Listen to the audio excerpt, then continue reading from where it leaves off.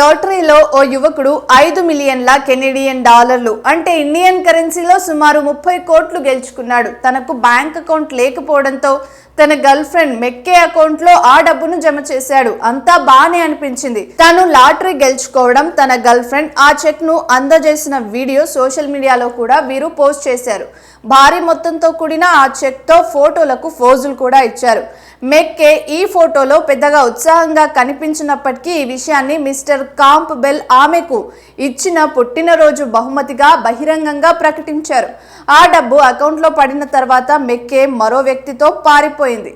దీంతో Lawrence Campbell ఆమెపై కోర్టులో కేసు వేశాడు. డబ్బు అకౌంట్లో పడిన తర్వాత మెక్కే అదృశ్యమైందని కోర్టుకు తెలిపాడు. కాగా తాముంటున్న హోటల్ గదికి తిరిగి రాలేదని, తన ఫోన్ లిఫ్ట్ చేయడం లేదని, తనను సోషల్ మీడియాలో కూడా బ్లాక్ చేసిందని ఫిర్యాదులో పేర్కొన్నాడు. ఆమె కోసం వెతకగా చివరికి ఆమె ఓ హోటల్లో మరో వ్యక్తితో కనిపించిందని తెలిపాడు. ఈ సందర్భంగా క్యాంప్బెల్ తనకు ఎలాగైనా న్యాయం చేయాలని కోర్టును కోరాడు.